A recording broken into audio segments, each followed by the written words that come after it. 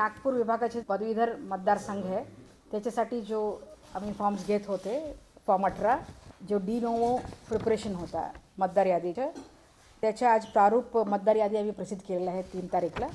आणि याच्या अंतिम जो आहे मतदार यादी आम्ही प्रसिद्ध करणार आहे 12 जानेवारीला.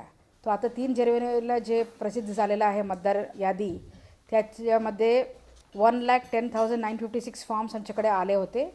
त्यापैकी 3,741 फॉर्म्स रिजेक्ट झालेला आहे. आणि आता एकूण मतदारांची संख्या आहे 1,07,215. आणि हे 6 जिल्ह्याच्या पूर्ण मिळून हे फिगर्स आहे. तो 1,07,215 लोकांचा जो आहे मतदार यादी तयार झालेला आहे, ते आम्ही तयार करून सगळ्या पॉलिटिकल पार्टीजला पण दिलेला आहे. आणि याच्यात जे आहे 11 राजकीय पक्षांना फ्री ऑफ कॉस्ट हे सगळं कॉपीज आणि त्यांच्यासाठी CD पण देत आहे.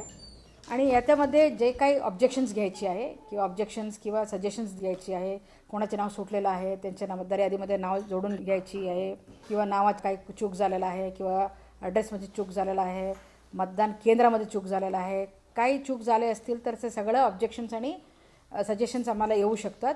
18 डिसेंबरपर्यंत ते या सगळ्याच्याबद्दल सूचना जो मतदान केंद्र आहे तिथे आम्ही डेजिग्नेटेड ऑफिसर ठेवलेला आहे त्यांच्याकडे देऊ शकतात, तहसीलदारकडे देऊ शकतात, SDOकडे देऊ शकतात, कलेक्टरकडे देऊ शकतात, माझ्या ऑफिसमध्ये पण देऊ शकतात. तो आम्ही RO ARO आणि जो काही डेजिग्नेटेड ऑफिसर्स आहेत ते सगळ्यांच्याकडे डिसेंबर 18पर्यंत आम्ही घेतो. तो डिसेंबर 18च्या नंतर आमच्याकडे हे सगळं हरकती आणि दावे निकाली काढण्यासाठी आमच्यासाठी वेळ आहे 5 जानेवारीपर्यंत. आणि 5 जानेवारीच्या नंतर आम्ही फायनल पुरवणी यादी छपाईसाठी देणार आहे.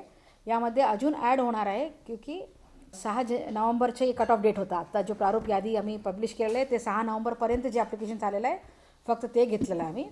6 नोव्हेंबरच्या नंतरसुद्धा बरेचसे ॲप्लिकेशन्स आलेलं आहे, त्यांच्या पण आम्ही जोडणार आहे. तो हे सगळं मिळून 12 जानेवारीला आम्ही पब्लिश करणार आहे नवीन यादी. आणि त्यानंतर पण पुढच्या इलेक्शनची प्रक्रिया सुरू होईपर्यंत पण वेळ राहणार आहे लोकांना आपलं नाव जोडून घेण्यासाठी.